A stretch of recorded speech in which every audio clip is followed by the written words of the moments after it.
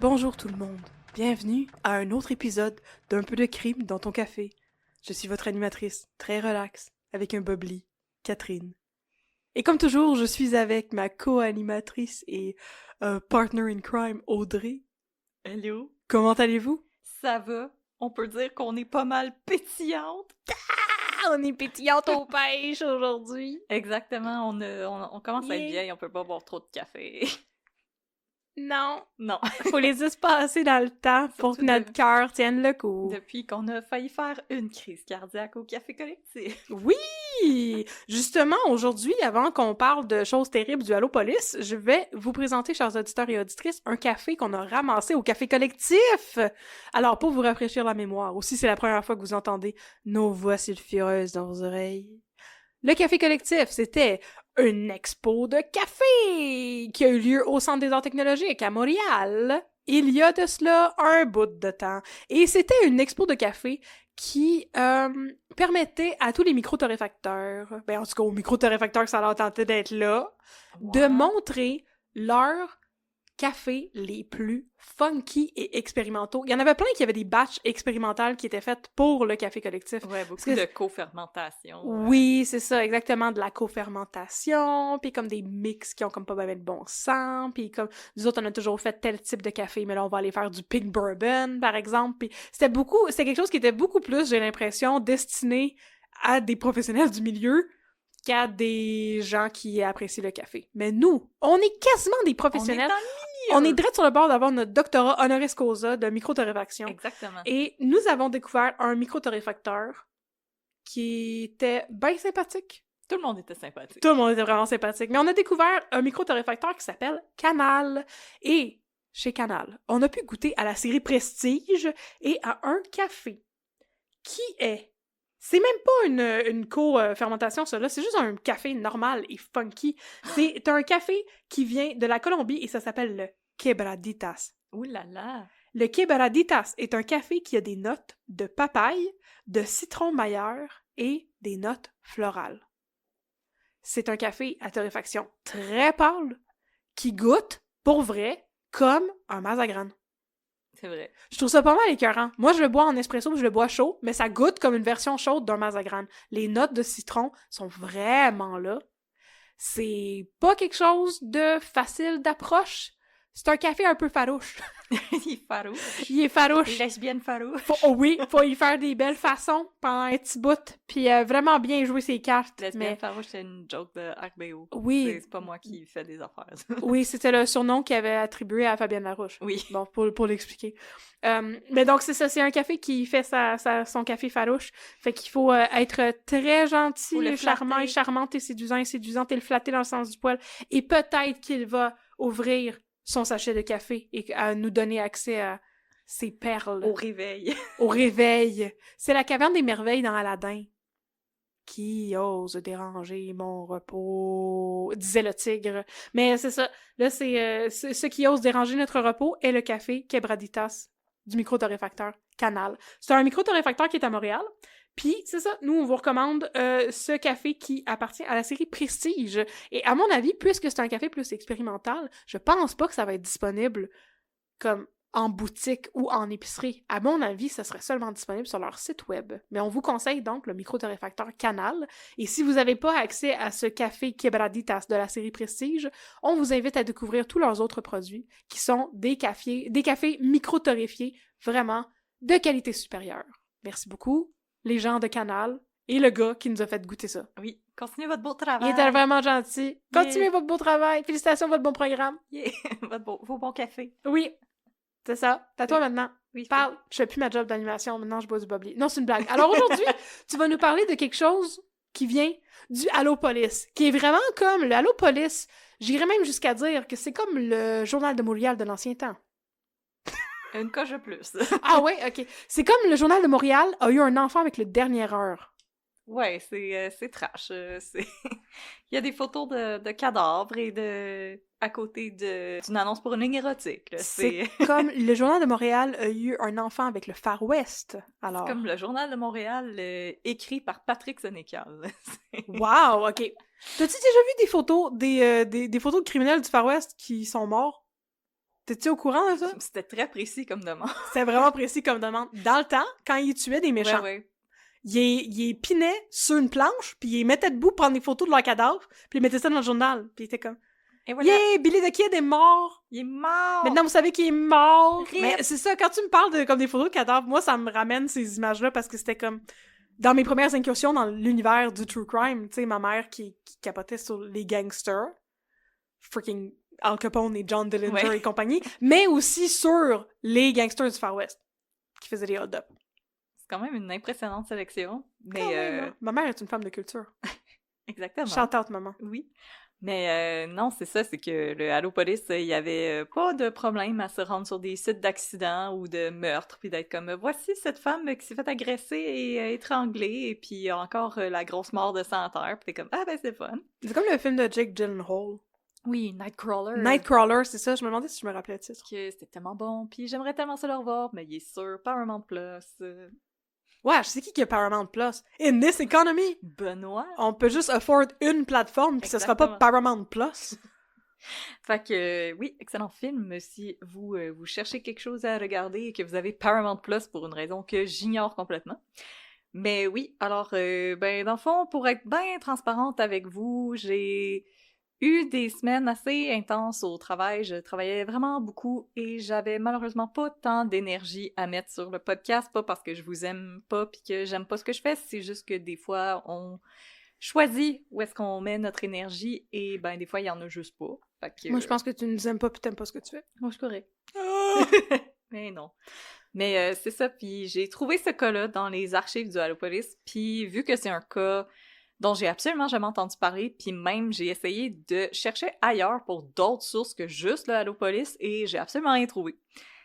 J'ai trouvé comme un article dans un journal de Québec et c'était tout. Donc c'est vraiment pas quelque chose qui est discuté dans les histoires de justice au Québec. Donc je me suis dit que c'était intéressant et que c'était du nouveau. Absolument.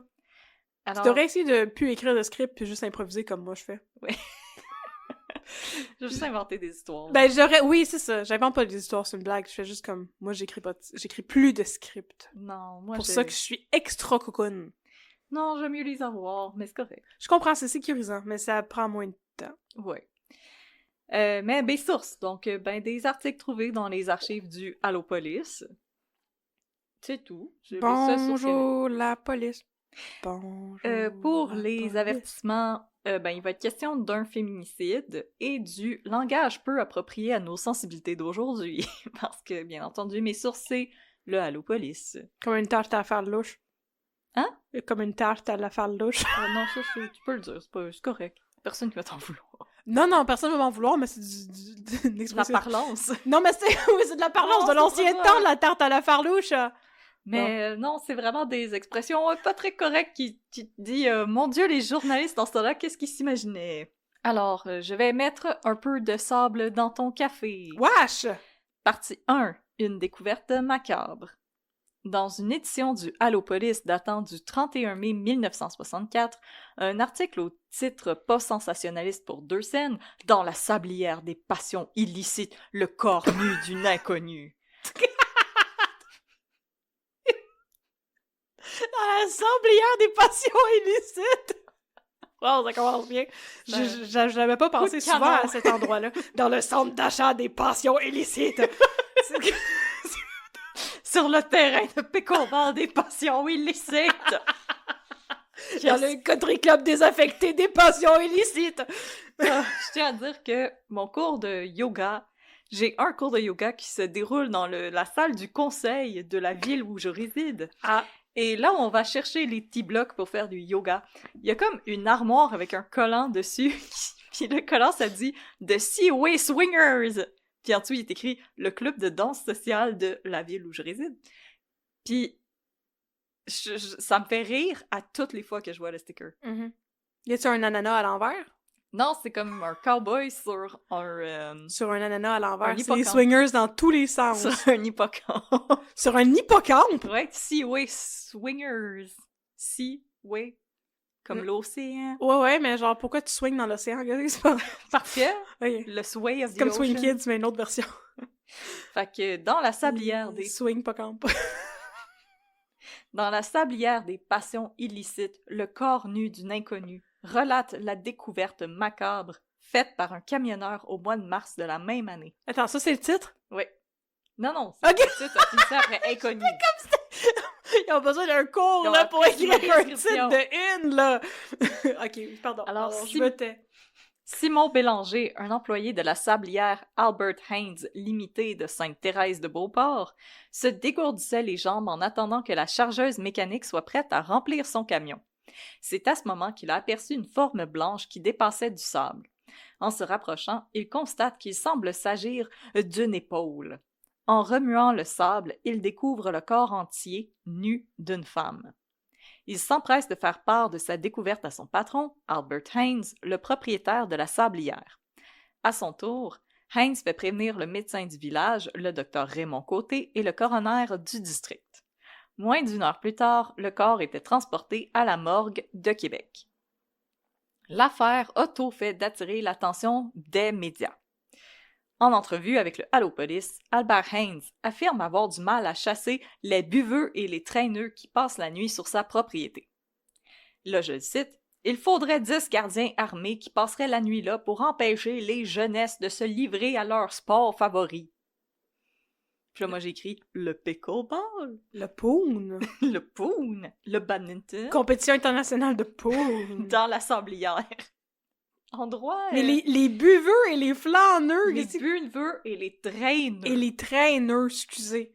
Au début, je pensais qu'il parlait de personnes en situation d'itinérance, puis j'étais comme... OK. Je pense que personne veut se tenir dans une sablière. Il me semble que c'est un peu space comme endroit pour pouner. Mais c'est-tu comme une sablière? C'est-tu comme les places où ils font du béton? Je comprends pas. C'est une carrière avec du sable partout, c'est là? une carrière avec des pits de sable partout. Là. À part faire du motocross là-dedans, pourquoi tu tiendrais là, effectivement?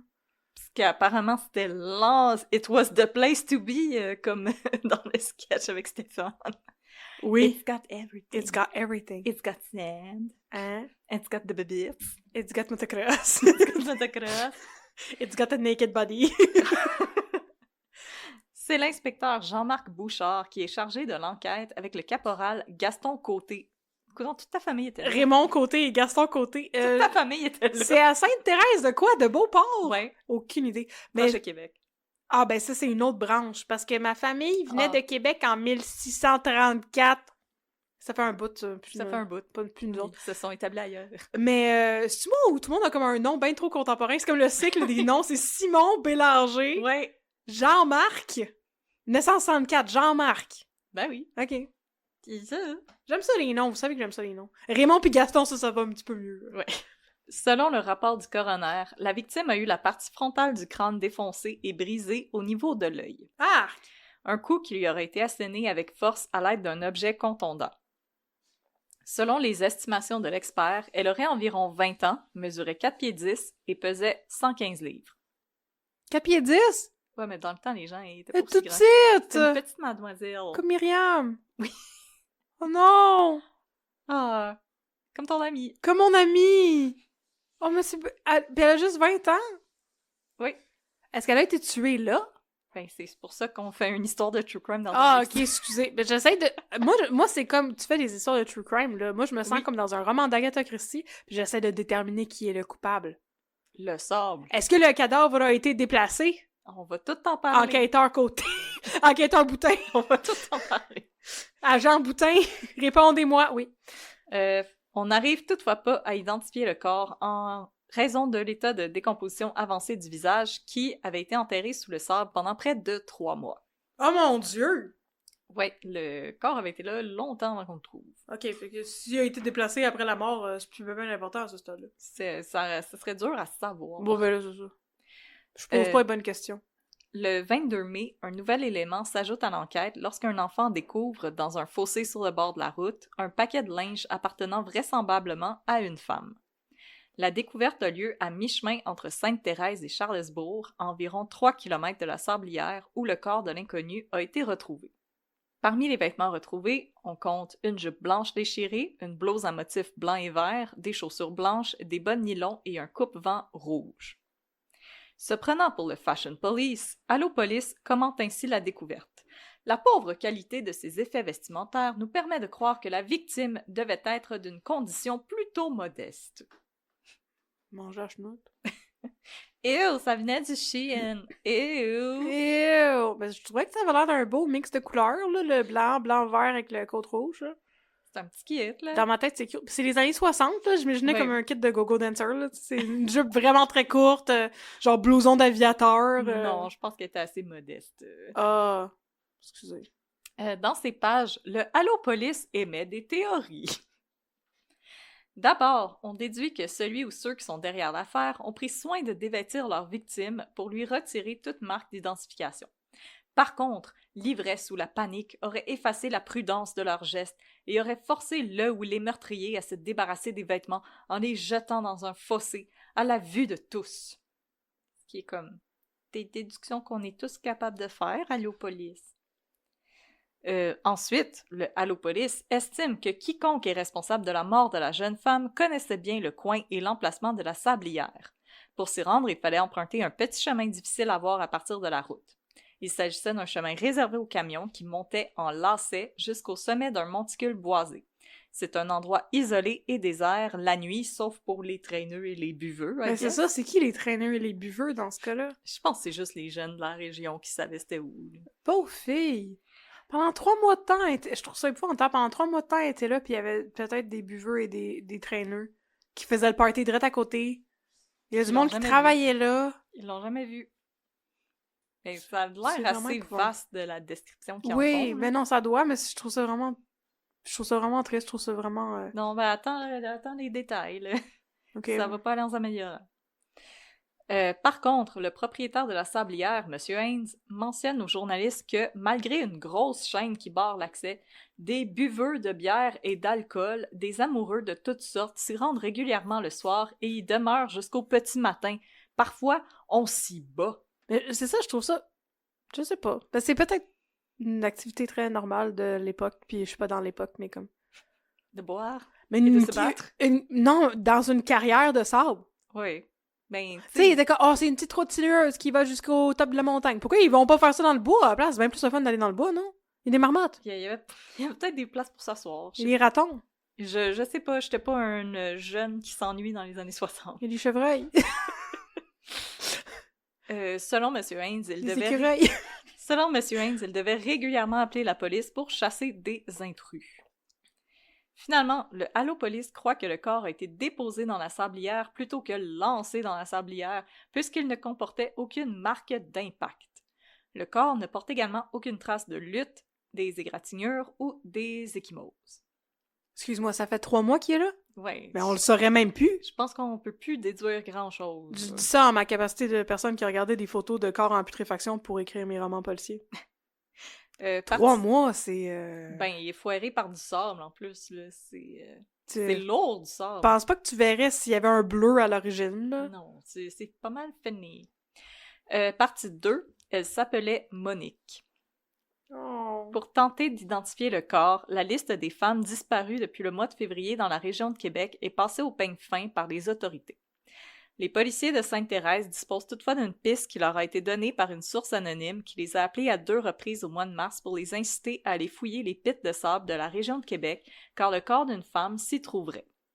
Les policiers n'avaient toutefois pas donné suite à la demande parce que la région comportait plus d'une centaine de pits de sable et qu'ils étaient difficiles d'accès lorsque le sol n'était pas tout à fait dégelé.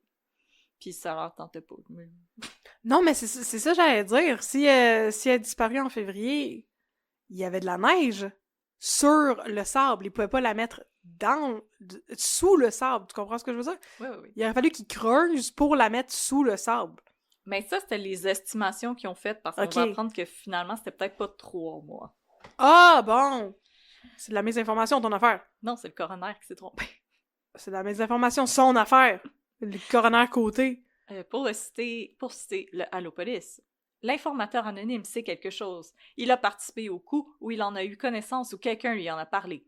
De toute façon, il est inquiet et timoré par le remords. Va-t-il téléphoner de nouveau à la sûreté provinciale? Le temps seul nous le dira. Pour le moment, la victime est dans les glacières de la morgue. Oui. Ouais. Mon Dieu que j'aurais aimé ça être journaliste pour Allopolis, sérieux. La sablière de Sainte-Thérèse a rendu son mystère. La police, le hasard et le remords feront le reste. T'as grosse écriture. C'est de la très grosse écriture. J'essaie encore de déterminer qui a pu faire ça. Là, dans ma tête, je suis rendue à des policiers tout croche. Est-ce que c'est des ripoux qui ont fait ça? Pas des ripoux! C'est peut-être des ripoux qui t'ont appelé pour s'occuper des traîneurs. Puis là, ils s'en sont occupés d'une traîneuse. Les maudits ripoux. Oh, Ouais. pauvre Monique. Mais ça faisait 3 mois qu'elle était là. Parle-moi de Monique. Ben, on va y arriver, là. T'es sûr qu'elle avait pas une petite jupe de go-go dancer? Selon moi, non. Ah, ok. Après que plusieurs familles de la région de Québec se soient rendues à la morgue pour tenter d'identifier le corps, l'identité de la victime est enfin révélée aux médias. Il s'agirait de Monique Charland, dont les parents n'avaient plus de nouvelles depuis le 20 avril. Ah! Le Allopolis décrit en ces termes les parents de Monique. Les parents de Monique sont pauvres, très pauvres même. Le père ne travaille pas et il habite avec sa femme et une autre fille un espèce de réduit misérable au fond d'une cour. Les 3 uniques pièces du logis reçoivent si peu de lumière qu'il faut garder les ampoules allumées durant le jour pour y voir clair. Ben, je sais pas. Moi, j'allume les lumières chez nous, même quand c'est la journée. Mais moi, c'est... Bonjour les journalistes. Mais on s'en sac qu'elle était pauvre. Le père ne travaille pas. Non. D'accord, il n'y avait pas de jugement de valeur là-dedans. Mais là, tu sais, si le père ne travaille pas pis qu'ils sont si pauvres que ça, comment ils font pour payer l'électricité puis garder les ampoules allumées toute la journée, maudit Allopolis? Hein? Moi, je veux redonner ces lettres de noblesse à cette chère famille de Monique. En plus d'en apprendre plus sur les choix de décoration des parents de la victime, on en apprend plus sur sa vie. Né le 19 mars 1944 à Saint-Gérard-Magella, une région administrative de Sorel en Montérégie ou à l'Assomption, il y a 2 Saint-Gérard de Magella. What? Oui. Mon Dieu, c'est spécifique comme nom quand même. Saint-Gérard, on l'aime, on le stan. Oui. Le père de Monique travaillait très peu et abusait de la boisson. Oh non! Pour cette raison, à ses 14 ans, Monique est placée à l'Institut Saint-Joseph, un orphelinat de Lévis. Elle y demeure jusqu'en 1962, lorsqu'elle atteint ses 18 ans. Plutôt que de retourner auprès de sa famille, elle préfère travailler pour gagner sa vie. Oh. Elle est en contact avec ses parents, mais refuse de leur révéler où elle travaille ou où elle demeure. De toute façon, Monique Charland a été élevée pauvrement. Elle a vécu longtemps chez les Sœurs Grises à l'orphelinat Saint-Joseph. Puis, elle a travaillé comme aide à l'Hôpital général de Québec et, enfin, dans des familles privées en qualité de bonne. Monique fut une petite fille sans chance, qui ne possédait même pas un bon lit. OK. Merci, la Allopolis, de me laisser savoir qu'elle dormait sur un divan. Ben, je veux dire, ma grand-mère était bonne, puis elle avait une chambre qui était beaucoup plus belle que le logement qu'elle a eu quand elle était plus vieille, parce que, tu sais, quand t'es une bonne, souvent, tu travailles dans une maison riche. Fait que si tu vis là-bas, tu vas être bien logé. Tu vas avoir une jolie chambre Ikea. Oui. Non. C'est vraiment une belle maison. C'est une belle maison parce que ma grand-mère elle faisait le ménage. C'est vraiment magnifique. Je vais te montrer ça tantôt. Mais non, moi je trouve en tout cas, je trouve qu'ils sont pas très gentils à l'égard de Monique. Puis je trouve ça vraiment fascinant, l'idée que tu peux mettre tes enfants à l'orphelinat quand ils ont 14 ans. Ouais, moi aussi, sans que tu sois mort, genre. What? Mais il y avait pas d'argent pour s'en occuper, ben, ou? c'est ça, ouais. Il y avait pas d'argent pour s'en occuper, fait que j'imagine que tu pouvais juste Comme dans nos étés. T'en débarrasser? Ouais, j'ai vu plus. D'accord. Comme quand t'es tannée de t'occuper. Est-ce qu'elle avait des frères et sœurs? Non. Oui, elle avait une sœur. Ben, c'est même pas une famille de 42, là, je veux dire. Non, mais écoute, moi je relate ce que j'ai lu dans le Allopolis. Non, je sais, je discute des circonstances de vie de la pauvre Monique. Mais non, elle avait une petite sœur. Mais non, c'est ça, ils l'ont placée quand elle avait 14 ans. J'imagine parce qu'il y avait juste plus d'argent, puis... Ouais. Au coroner, la mère de Monique dit reconnaître les dents croches de sa fille, ainsi qu'une petite cicatrice qu'elle avait au pied gauche après avoir accidentellement reçu un coup de hache quand elle était petite. Il aimait pas ça, parler respectueusement des victimes, eux autres. Oui, quand les gens sont comme « Pourquoi les femmes font du true crime? » Je suis comme « Parce que c'est de même qu'on parlait des gens morts avant. » Ah, je la reconnaissais à ses dents croches. Ah, les dents croches, elle est vraiment laide. Check ça, son nez croche pis ses dents croches. Non, moi, je pense Son qu'elle... mono-sourcil. Parce qu'elle avait une petite jupe de go-go dancer puis un blouson d'aviateur, OK? Ça reste ça, mon image mentale. Puis moi, je pense que ses souliers blancs, c'était comme des bottes à plateforme. Des go-go boots. Des go-go boots blanches, voilà. Ça allait avec sa petite blouse fleurie, là. Ouais. Mhm. C'était une petite blouse en crochet, là, avec juste une petite attache dans le milieu. Oh, c'est cute, ça. Oh. Puis, la mère de Monique s'effondre, ce que le Halo Police relate en ces termes plus que respectueux. Ben oui, bien sûr. Les parents de la victime ne dorment plus, ne mangent plus. Leur vie n'est plus qu'un drame, une sorte de drame italien incroyable comme on en voit à la télé. C'est comme l'affaire de François Pérusse, là. Vous avez plus rien, vous valez plus rien, votre vie est une fausse à plus rien, là. Oui! Oui, non! Pleurer plus proche du micro, là. Mais c'est ça. Wow, OK. Ah non, j'étais outrée pour cette pauvre femme dans les années 60. Qui a perdu sa fille. Qui venait de perdre sa fille, pis là, t'as le journaliste qui est comme oh, « Elle pleure comme les actrices dans les soupes! » Tu pleures pas, toi, monsieur? Non, moi, je bois du scotch et je fume des cigares. Ma femme m'a laissé. Avec tous les ripoux. Ma femme m'a laissé, c'est ça. Ma femme m'a laissé. Et ma maîtresse aussi. Ma femme et ma maîtresse sont parties ensemble. J'ai juste fumé un paquet de cigares et je suis correcte. Ça va bien, j'ai pas pris ma douche depuis 2 semaines. J'ai pas pris ma douche depuis 2 semaines et j'ai mangé mes céréales avec du scotch. Ça va bien. T'es écœurant, les Frosted Flakes au scotch, c'est si bon. Je vous le recommande. En plus d'identifier leur fille, Pauvre Madame et Monsieur Charland croient être en mesure d'identifier son meurtrier, Roger Demers, l'homme qu'elle fréquentait depuis sa sortie de l'orphelinat. Oh. Partie 3. Ah oui, OK. Genre, depuis qu'elle avait 14 ans. Non, ça, c'est quand elle est rentrée dans l'orphelinat. Sortie. 18 ans. Ben, remarque que dans ce temps-là, le monde ben, le elle monde a 14 ans, il en a 61. Elvis. Elvis avait 25 ans. Ça se peut-tu? Quand il s'est marié avec sa femme qui en avait 14, là. Je me rappelle pas, puis... Mais je sais que, oui, Priscilla en avait 14, ouais. Mais je sais pas pour... Elvis. Partie 3. Un trou de pète nommé Roger. Le 18 avril 1964, Monique Charland rend visite à ses parents en compagnie de Roger Demers. C'est à ce moment qu'elle révèle à son père que lors d'une dispute quelques jours plus tôt, Roger l'aurait lancé en bas de la voiture pendant qu'il roulait.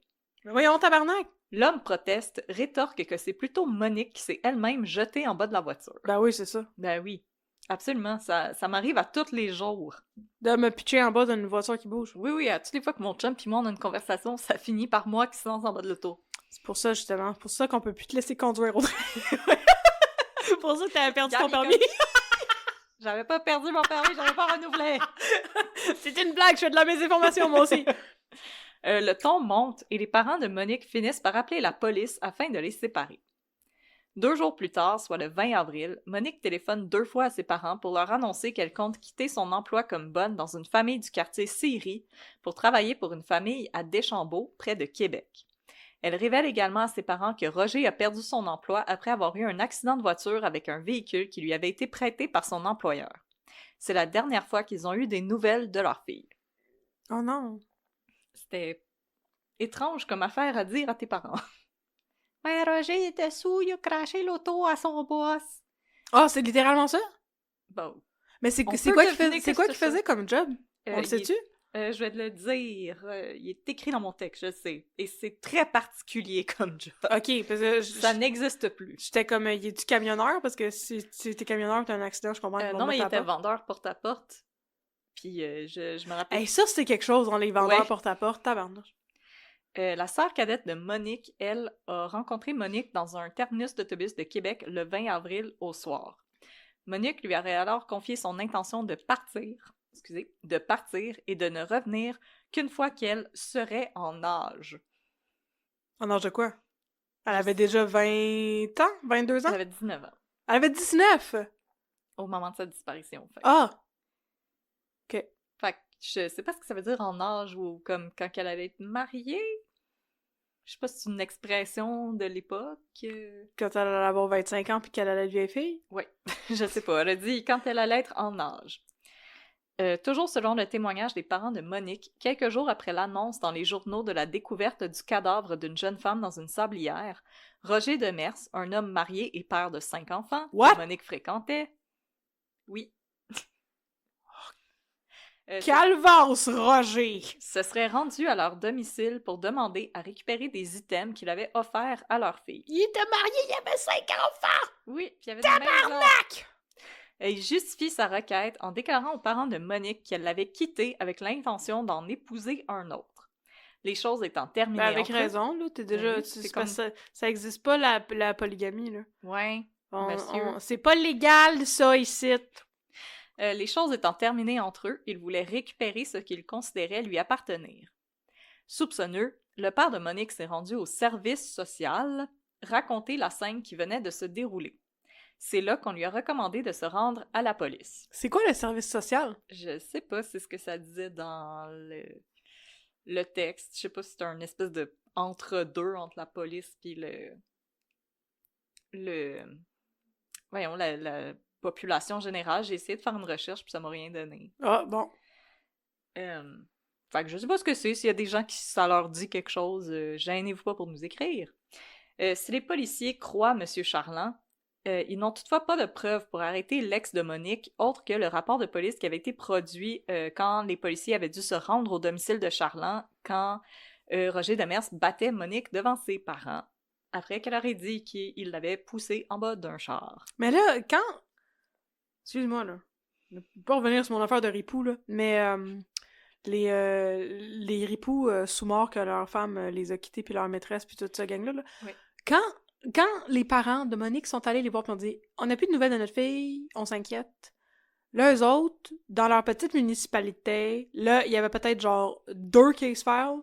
Oui. Puis là, ils ont pas regardé dans les 2 case files s'il y avait déjà quelque chose sur Monique, ce qui leur aurait permis de découvrir que, oui, elle sortait avec un homme marié qui l'a battu devant ses parents, fait qu'on pourrait peut-être aller voir l'homme marié pour savoir ce qu'il faisait ce soir-là, genre. Ben, dans le fond, c'est que, là, j'y arrive. OK. Un mandat d'arrestation avait déjà été émis contre Roger Demers. Ah bon? Celui-là pour l'agression sexuelle d'une femme qui souffrait d'une déficience intellectuelle. Ah, sacrement! En passant, c'est moi qui utilise ces mots-là. Je vous laisse deviner que c'était pas les mots dans le Allo Police. Tu sais, il y a du monde qui ont rien pour eux, dans le sens qu'ils ont pas de qualité qui permettent de racheter leurs défauts. Aïe aïe! Je parle de Roger, là, je parle pas de la personne avec Non, des... c'était définitivement Roger. Suite à son arrestation, Demers est incarcéré au pénitencier Saint-Vincent de Paul. Bien sûr. Sur place, il demande à parler avec un officier de police car il souhaite se libérer la conscience d'une autre affaire. C'est le sergent Adrien Boisvert qui se rend sur place afin de prendre sa déposition. Ça convient-tu plus, ça, Adrien Boisvert? Ah, c'est un beau nom, ça, je voulais pas le dire. C'est comme... Yeah.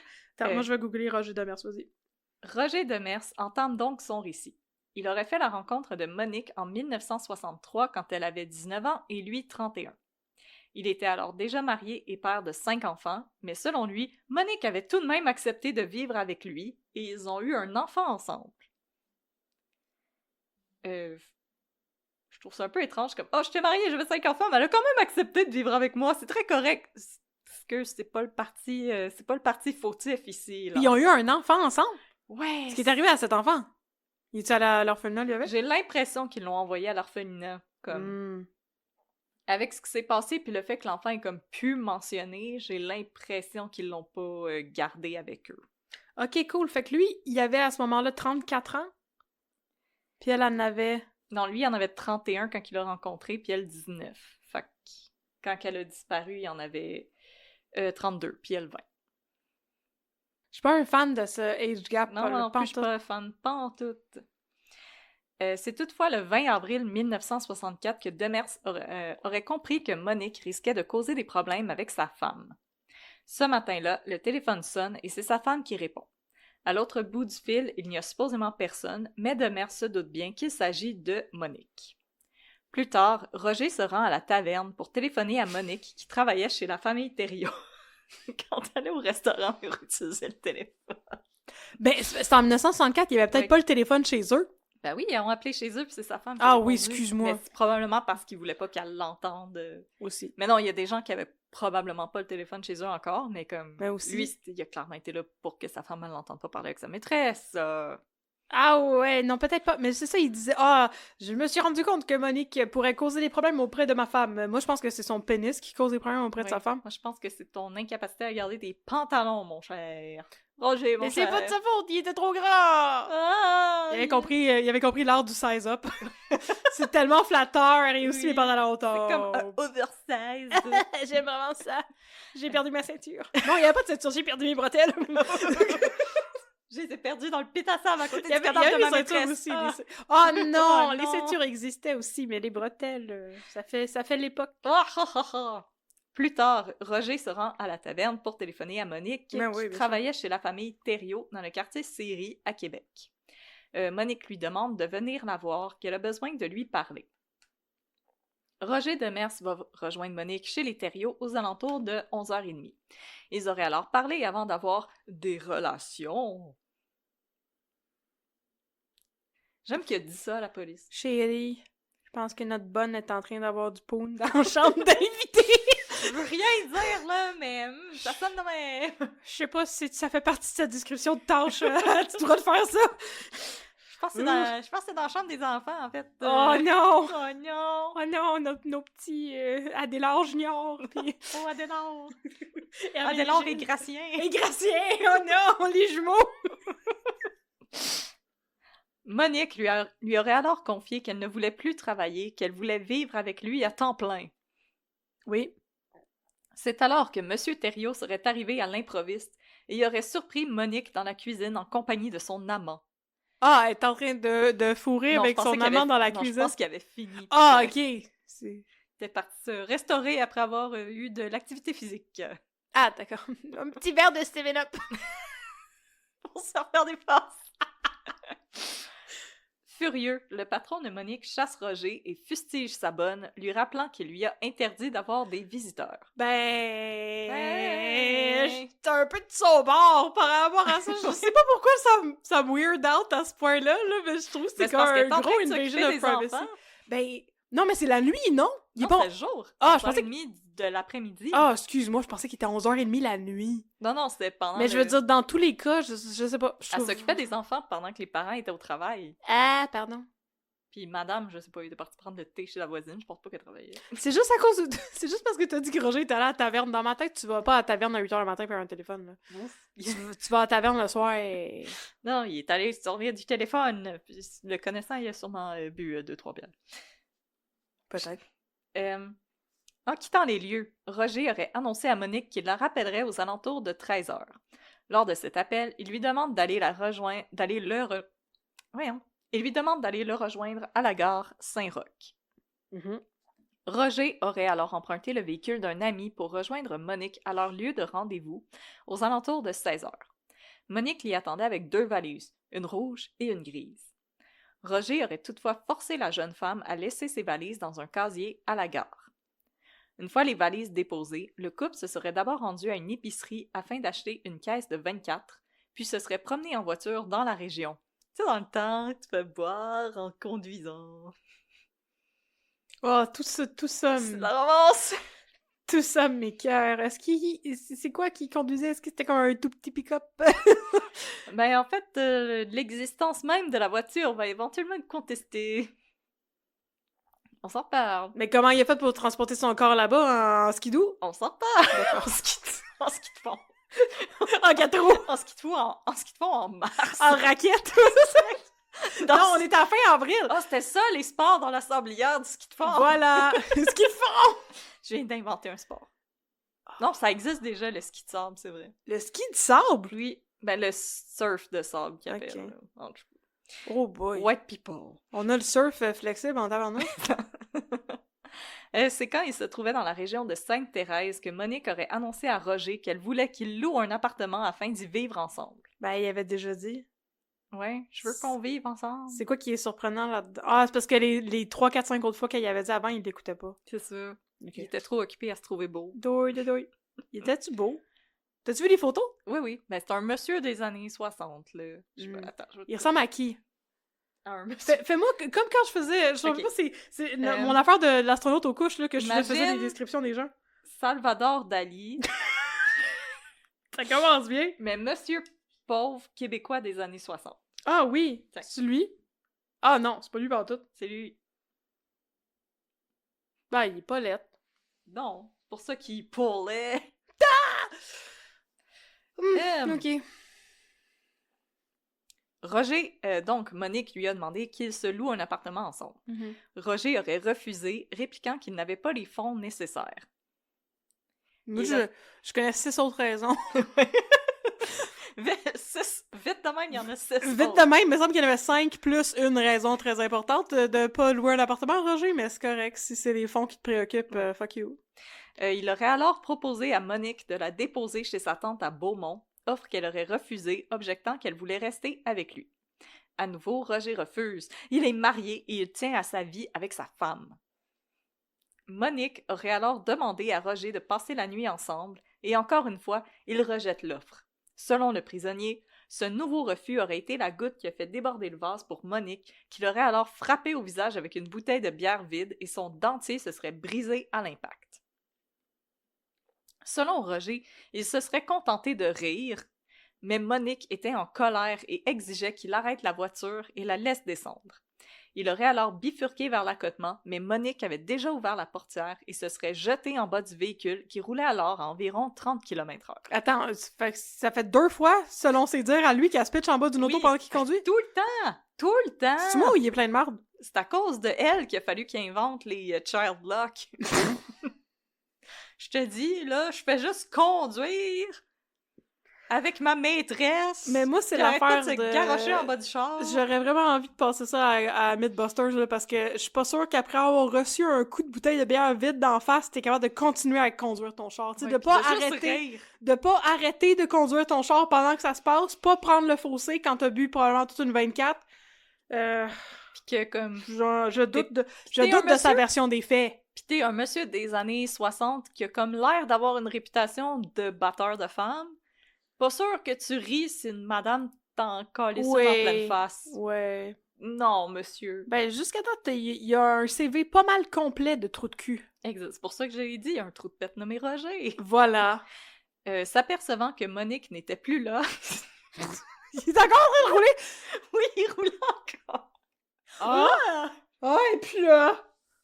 S'apercevant que Monique avait disparu, Whoop! Roger aurait immobilisé le véhicule et reculé pour tenter de la retrouver. Non, il n'y a pas passé dessus, inquiétez-vous pas. Il aurait alors retrouvé Monique étendue dans le gravier au bord de la route. Il savait pas que ça existait faire un U-turn? Non, je voulais reculer d'un coup que je pourrais comme la repogner comme il faut. Oh, tabarnak, Roger! Mais non. Il aurait alors retrouvé Monique étendue dans le gravier au bord de la route. Pauvre Monique. Sortant du véhicule, il ordonne à la jeune femme de cesser ses folies et de remonter dans la voiture. Mais Monique ne répond pas. Du sang s'écoule de sa tête et ses jambes sont secouées de spasmes. Oh, c'est pas bon, ça. Non. Paniqué, Roger se serait approché d'elle pour prendre son pouls. C'est là qu'il se serait aperçu que Monique était morte. Pris de court, Roger aurait déposé le corps de Monique sur la banquette arrière du véhicule. Il aurait ensuite conduit sur un petit chemin menant dans un sous-bois. Une fois loin de la route, il serait resté auprès de Monique, la suppliant de s'éveiller. Après qu'environ 1 heure se soit écoulée, Roger se serait résigné au fait que Monique ne se réveillerait pas. Reprenant le volant, il dit au sergent Boisvert qu'il avait la ferme intention d'amener Monique à l'hôpital à Québec. Cependant, c'est en croisant le chemin menant à la sablière de Sainte-Thérèse qu'il aurait eu une autre idée, celle de dissimuler le corps de son amante. Ce qui est tout un thought process. Ah, il est tellement plein de marde. Oh, je peux je pas... vous jure que j'allais l'aider, mais en chemin pour aller l'aider, j'ai décidé de pas l'aider. Mais c'est parce que je peux pas croire que tu te ramasses par hasard sur un chemin de bois très isolé qui mène à une sablière. Exactement. Oh non, par accident, j'ai dissimulé un corps. OK. Il l'aurait alors dévêtu et déposé contre une butte de sable et serait ensuite rentré chez lui en banlieue de Québec aux alentours de minuit. Ses enfants et sa femme étaient déjà endormis. Mais j'espère bien que ses enfants étaient endormis. Maudit père, c'est pas bon! Sa femme dormait, mais ses enfants couraient dans la maison. Il dessinait ses murs, ça n'avait pas de bon sens! Quelle maison dans le chaos total! Oh, Le lendemain, constatant que le siège arrière du véhicule de son ami était maculé de sang, il l'aurait nettoyé et aurait placé les vêtements de Monique dans le coffre arrière. Plus tard, il se serait rendu à Saint-Roch afin de rendre le véhicule à son ami. Au moment de lui remettre les clés, il lui aurait toutefois dit que des items se trouvaient dans le coffre arrière et qu'il viendrait les reprendre. À ce même ami, Roger aurait également donné 15 $ afin qu'il aille à la gare de Saint-Roch récupérer 2 valises et les faire disparaître. C'est ce jour qu'il aurait téléphoné à la police de Sainte-Thérèse pour les informer de la présence du corps d'une femme dans la sablière. Au sergent Boisvert, Demers déclare qu'il souhaitait que Monique ait des funérailles chrétiennes parce qu'après tout, c'était une bonne fille. Finalement, ce n'est que 4 ou 5 jours plus tard que Roger aurait utilisé un véhicule prêté par son employeur pour récupérer les vêtements de Monique et les abandonner dans un fossé sur une route secondaire près de Sainte-Catherine. Pris de remords, il aurait voulu déterrer le corps de Monique, mais en se rendant à la sablière, il aurait été interpellé par le propriétaire, Albert Haynes, qui lui aurait ordonné de quitter les lieux. Au sergent Boisvert, Roger admet que la mort de Monique l'arrangeait puisqu'il craignait qu'elle soit à nouveau enceinte de lui. Partie 4. L'autre Monique. Les policiers ont beaucoup de mal à croire la version des faits de Demers. Si Albert Haynes confirme avoir surpris Demers à rôder dans la sablière, ce dernier refuse de révéler l'identité de l'ami qui lui aurait prêté le véhicule avec lequel il aurait fait une promenade en compagnie de Monique. Suite à l'enquête du coroner qui a eu lieu en 1965, le procès de Demers pour le meurtre de Monique Charland s'ouvre à l'été 1966. Au procès, on apprend que Demers n'avait pas une, mais bien 2 amantes, et que les 2 s'appelaient Monique. À la barre des témoins, Monique Lacasse raconte avoir fait la connaissance de la victime alors qu'elles travaillaient toutes les 2 à l'hôpital général de Montréal. J'ai-tu écrit Montréal? De Québec, l'hôpital général de Québec, comme aide garde-malade. Elle aurait rencontré Roger Demers pour la première fois en 1963, alors que Monique Charland était enceinte. Selon Lacasse, Demers lui aurait dit être vendeur de machines à coudre et de chaudrons. Oh, mais c'est varié. J'aime ça, dans ce temps-là, tu peux juste vendre 2 items. Mais Complètement disparus. Je vends des chapeaux et des tableaux. il est tellement un gros mangeur de marde. Comme dirait mon grand Isaac de 3 ans. J'étais un petit peu fauché. Tu peux faucher. J'étais un petit peu fauché, présentement. Non, mais c'est tellement un gros mangeur de marde, sérieux. Ah oui. Quel tas de marde! C'est une grosse perte de temps, cette personne. Sa pauvre femme. Ouais. Ses pauvres enfants. Il y a comme pas tant d'informations à leur sujet non plus. J'ai l'impression qu'ils étaient pas très investis. Ben, j'espère qu'ils étaient pas investis. Le moins de temps qu'ils ont passé avec ce petit déchet humain, le mieux qu'ils s'en sont portés, je suis sûre. À de nombreuses reprises, Pauvre Monique. Demers aurait offert des lifts à Lacasse quand il allait porter sa conjointe au travail. Monique Charland remet éventuellement sa démission à l'hôpital, disant qu'elle va bientôt donner naissance et compte épouser Demers. Si elle ne voit plus son ami, Demers, lui, continue d'offrir des lifts à Monique Lacasse et lui demande éventuellement de sortir avec lui. Puisque Demers et Charland ne sont pas mariés, elle accepte. Ouais, mais il est marié avec une autre femme. Oui, mais ça, elle savait pas. Ah! Oh! Elle savait juste qu'il fréquentait Monique, que Monique est enceinte de lui, puis là, il est comme « Yo, yo, yo, tu veux-tu me dater? » Puis elle est comme « Oui, ok. » Je sais pas si c'est quelque chose des mœurs de cette époque que j'ai de la misère à saisir, mais ça me sonne weird. Je sais pas, peut-être qu'il était vraiment bien équipé. On le saura jamais. Selon Lacasse, Monique Charland n'aurait toutefois jamais accepté leur relation. Je me demande pourquoi. Et les aurait souvent confrontés pendant leur rendez-vous. Une fois, alors que Lacasse était au restaurant avec Demers, Monique Charland serait entrée en trombe dans l'établissement pour engueuler le père de son enfant. La dispute se serait soldée après que Monique ait frappé Demers au visage. Une autre fois, tandis que Lacasse se promenait en voiture avec Demers, Monique Charland se serait jetée devant la voiture. Demers serait parvenu à l'éviter de justesse et Lacasse aurait ouvert la portière pour tenter de raisonner son ami. Charland en aurait toutefois profité pour s'engouffrer dans le véhicule où elle aurait utilisé tout le vocabulaire vulgaire et menacé son ancienne collègue de révéler à ses parents qu'elle fréquentait un homme marié et père de famille. Selon la casse, cette dispute aurait eu lieu 1 mois avant la disparition de Monique Charland. En avril 1964, quelques jours après la disparition de Charland, Lacasse aurait été rejoindre Demers dans un restaurant. Voyant qu'il avait le visage couvert d'égratignures, elle lui aurait demandé ce qui lui est arrivé. Ah! Demers lui aurait alors confié que c'était Monique qui l'avait frappé au visage, mais que selon lui, il l'avait bien mérité. Avec une bouteille de bière ou des defensive wounds? Elle dit juste qu'il y avait des marques au visage. Sacrement, Monique Lacasse, on a besoin de plus de Des détails! Monique! Aide-nous! Pour conclure son témoignage, Monique Lacasse informe le jury que lorsque le corps de Charland a été retrouvé, Roger lui a juré qu'il n'était au courant de rien. Partie 5. Les autres témoins. Puis, c'est à Madame Lorenzo Saint-Onge, très beau nom, comme Carlos Fréchette, Lorenzo Saint-Onge. Lorenzo Saint-Onge est un très bon nom, mais moi, c'est le fait que dans ce temps-là, Ouais. c'est ça. La Madame s'appelait pas Lorenzo Saint-Onge. Elle était mariée avec Monsieur Lorenzo Saint-Onge. Oui, c'est ça. Ben, moi, j'avais tellement, parenthèse, pendant mon affaire des frères Pouliot, là, quand ils avaient tabassé leur voisin, Ouais. c'était comme...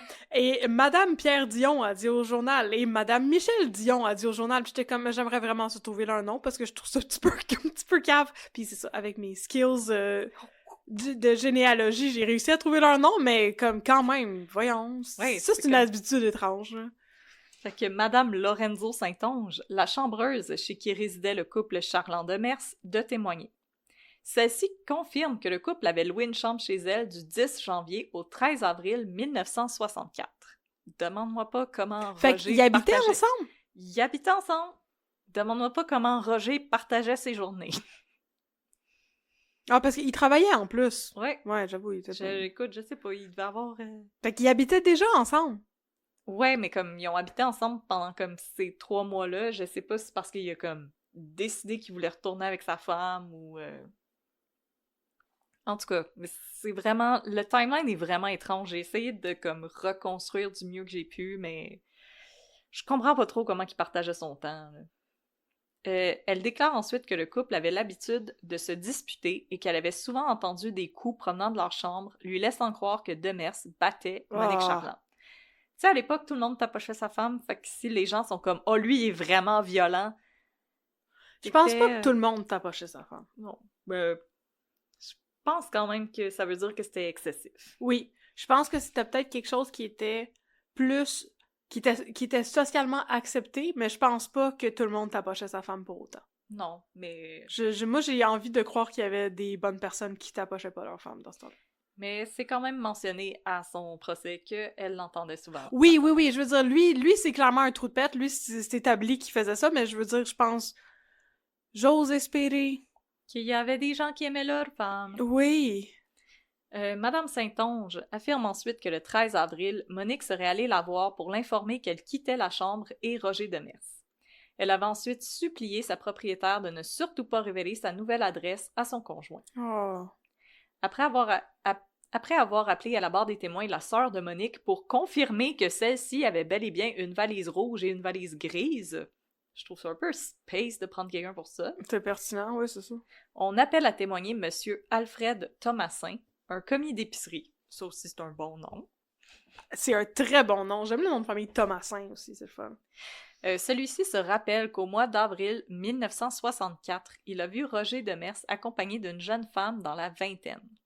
Il affirme qu'après que le couple ait fait un achat dans son commerce, le couple aurait continué à pied sur la route menant à la maison du père de Demers, route sur laquelle se trouvait également la sablière Haynes.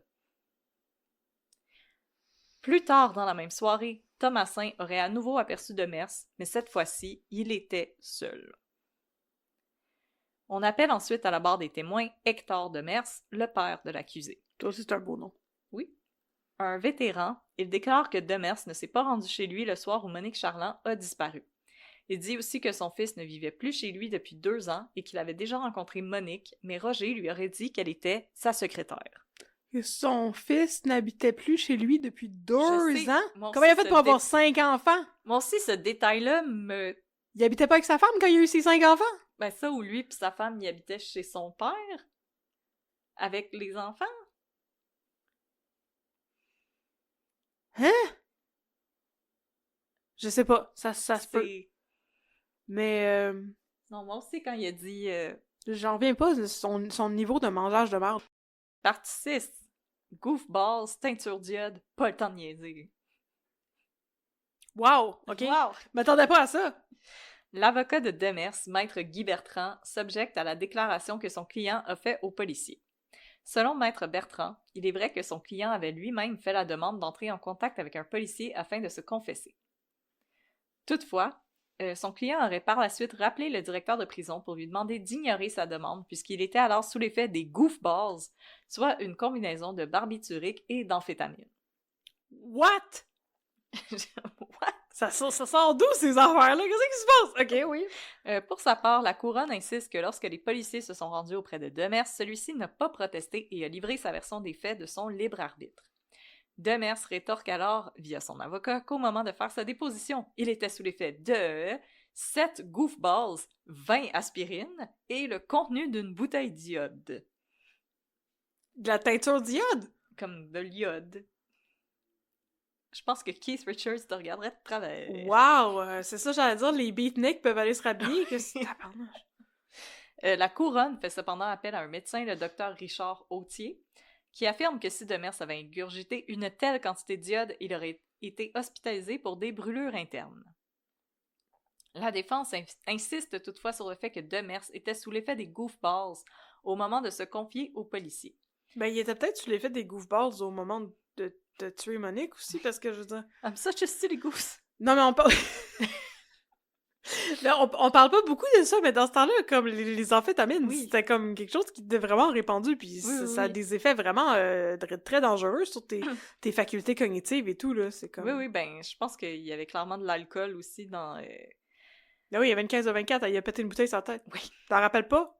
Ouais, mais la Tu l'as dit il y a 2 minutes! Oui, mais comme, je veux dire, je pense que c'est quelqu'un qui avait des problèmes d'alcool, puis qui avait aussi peut-être des problèmes de consommation. Il avait une vie assez particulière. Il perdait souvent sa job, mais... Mais ça faisait juste 2 ans qu'il habitait plus chez son père. Mais fun fact, il arrêtait pas de perdre sa job puis de revoir sa job. Parce Mais qu'on c'est toujours la même job. C'est très en demande, les vendeurs de chaudrons et machines à coudre. De machine à coudre. Comme le village au complet avait besoin d'une machine à coudre. Et d'un chaudron. Un bon chaudron. Moi, je suis un vendeur... Je sais pas à quelle fréquence tu remplaces tes machines à coudre. Moi, c'est ça ma question. Des chaudrons, peut-être. Peut-être tu vas brûler le fond de ton chaudron, là, tu vas en acheter d'autres, puis tout. Mais à un moment donné, c'est comme... Tu sais, c'est comme... C'est pour ça qu'ils ont fait l'obsolescence programmée, là. C'est parce que il y avait des affaires comme le monde qui vendait genre des frigères avant, ça durait comme 45 ans, là. Tu sais, t'achetais un frigo puis tu l'avais tout le reste de ta vie, là. C'est comme... Comment tu fais de l'argent dans une business de même? Des machines à coudre, ça pète pas souvent des machines à coudre. En tout cas. Je vends des lampes et des chaises. Ben, ça, c'est correct. Je peux-tu m'asseoir dessus, me les casser, les chaises? On va les tester. Oui. La défense insiste toutefois sur le fait que Demers était sous l'effet des goofballs au moment de se confier aux policiers. Selon maître Bertrand, dans le rapport des policiers, il est indiqué qu'au moment de faire sa déposition, son client était joyeux, alors qu'en réalité, il était extrêmement déprimé par sa situation. Il ajoute également que lors de sa première arrestation pour agression sexuelle d'une femme atteinte d'une déficience intellectuelle, encore une fois, c'est moi qui ai utilisé ce mot-là, des policiers se seraient rendus dans la cellule de Roger Demers pour l'intimider et le forcer à admettre qu'il avait tué Monique Charland et lui aurait même craché au visage. Mm-hmm. Ouais, on est dans ces années-là. Ouais, c'est ça que j'allais dire. J'ai fait des recherches là-dessus pour mes livres aussi. J'ai un blanc. Mais j'ai pas de date comme... J'avais trouvé, c'était à partir de quand que, comme dans les codes de procédure de la police, t'avais plus le droit de tabasser les suspects avec des bottins téléphoniques, puis j'étais comme, c'est pertinent. Mais c'était comme étonnamment tard, genre peut-être les années 70-80, genre, en tout cas. Ça doit être ça, mais... Oui, ben moi aussi, j'y aurais peut-être craché l'en face, là, comme... le dos d'Irai sur les amphétamines, puis il a comme sauvagement tué, puis cruellement abandonné une fille dans un pit à sable. Moi aussi, j'aurais craché d'en face. Et il a agressé une femme atteinte d'une déficience intellectuelle. Oui, mais c'est ça que je voulais dire depuis tantôt. J'étais comme, hey, je me disais, hey, j'aurais vraiment fait une bonne police dans ce temps-là, parce que j'aurais vraiment eu le goût d'y crisser un coup de bottin sur la tête, mais je pense pas que j'aurais fait une bonne police pour autant. Non, parce que t'étais une femme! Ben, j'aurais pas eu le droit. Ben, peut-être j'aurais eu le droit. En 64, j'aurais peut-être eu le droit de tenir une pancarte d'arrêt au coin de la rue. Possiblement. Peut-être. Mais sûrement pas de tenir une matraque parce que c'est un objet phallique. Ça, c'est non. Un gun, t'es-tu malade, esti? Extra phallique. What if mon utérus tire sa gâchette? On sait jamais. Faut pas virer sur le top. Puis là, ben, je m'excuse, la conclusion arrive vite. What? Ah oui, c'était les procès de l'époque, c'était plus vite. Ah ouais, ok. Désolé. Conclusion, le 27 novembre 1966, après seulement 2 heures de délibération, Roger Demers est jugé coupable du meurtre de Monique Charland. Dans un article poétiquement intitulé « Demers expira la mort de sa concubine », on apprend que le juge Gérard Lacroix condamne l'accusé à la pendaison le 24 février 1967. Ouais, c'est ça, j'allais dire, il pendait le monde encore dans ce temps-là. Ah, je vais te t'updater là-dessus. Ouh! On indique que la cause a été portée en appel, mais j'ai malheureusement perdu la trace de l'affaire par la suite. Parce qu'ils l'ont perdu? Par contre, Ah! Demers n'a vraisemblablement pas été exécuté, puisque si la peine de mort au Canada n'est abolie qu'en 1976, les dernières exécutions légales ont eu lieu en 1962. Ah, j'ai dit ah comme si j'étais déçue, mais genre je suis pas pour la peine de mort, mais il y a des gens qui se méritent une claque de bottin, là. Mais non, c'était... Donc probablement que sa sentence a juste été étendue pour prison à perpétuité ou... Ben, comme, je l'espère pour les femmes de son entourage, là. Parce que clairement... Il avait l'air d'un danger public, cet homme-là. Ben, ça avait l'air d'un prédateur, là. 100%. Surtout pour son affaire avec son autre maîtresse qui s'appelait aussi Monique. Oui. Mais ça n'a pas rapport, mais je me pose la question depuis tantôt. Es-tu parent avec Tony Demers? Je sais, moi aussi, j'y pensais. J'étais comme, ben voyons. Parce que c'est aussi à Québec. Il venait aussi de Québec, non? Tony Demers, il venait de ce coin-là? Sherbrooke. Ah, il venait pas de ce coin-là, partout. Je me rappelais qu'il venait de proche de Québec, c'est pour ça. Mais c'est un faux souvenir.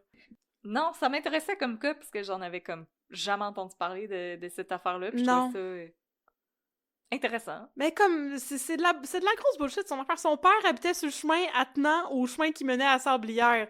Ouais. Ça... C'est pour ça qu'il savait qu'elle était là. Ça sent la préméditation! Ben, c'est ça. Ben là, il s'est pas ramassé là par hasard en chemin vers le commissariat de police.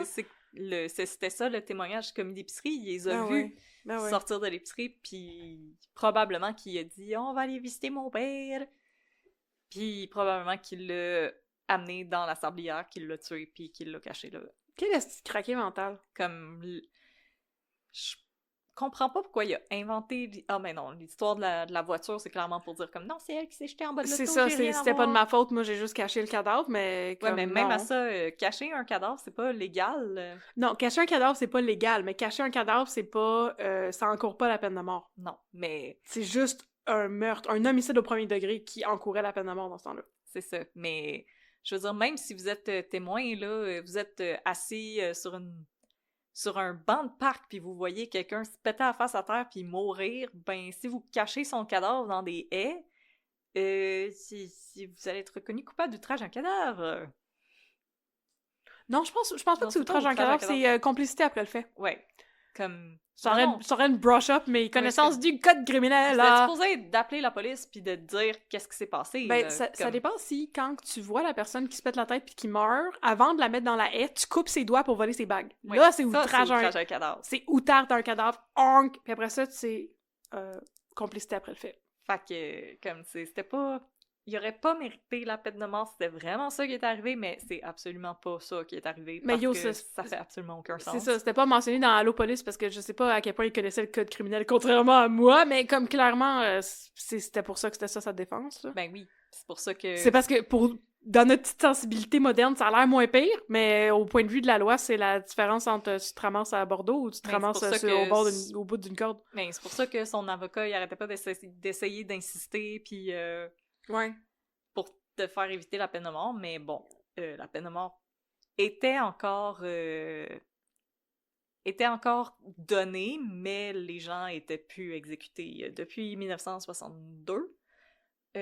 Par contre, la peine de mort elle a été abolie en 1976, mais elle était encore légale dans l'armée. Pardon? Oui.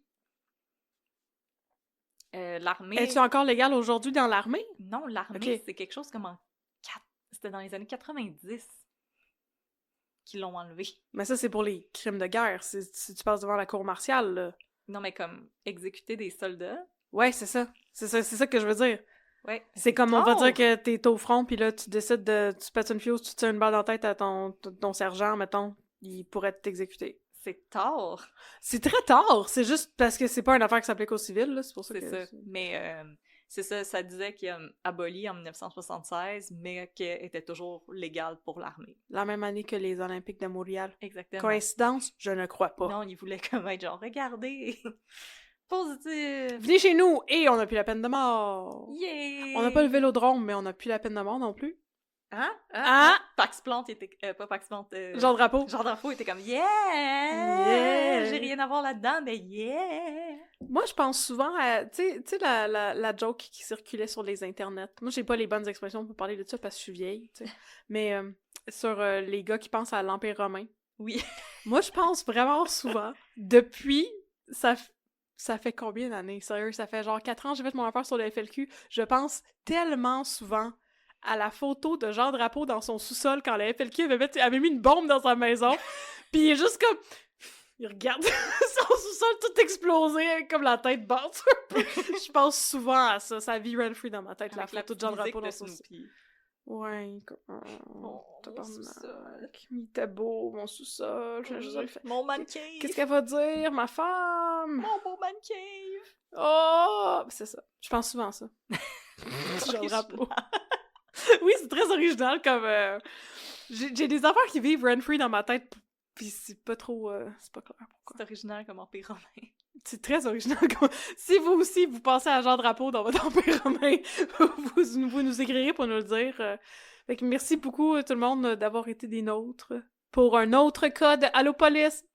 Bonjour la police. Bonjour la police. Alors, si vous avez aimé ce cabotinage, et je tiens à m'excuser pour tout ce cabotinage, et ce manque de sérieux, j'espère que vous n'avez pas trouvé, chers auditeurs et auditrices, que ça manquait de respect pour la pauvre Monique. Je n'ai que du respect pour la pauvre Monique. Et je vous invite donc à nous suivre sur les réseaux sociaux.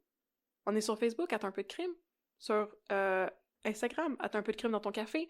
On a aussi une boutique Etsy. On a plein d'affaires. On a plein de patentes à gosse. Cherchez-nous. Allez sur Apple Podcast. Mettez-nous une belle évaluation de 5 étoiles et un beau petit commentaire pour nous dire à quel point que nos jokes sont intéressantes et que vous aussi vous pensez à Jean Drapeau quand vous vous sentez triste. Et maintenant, nous allons remercier nos patrons!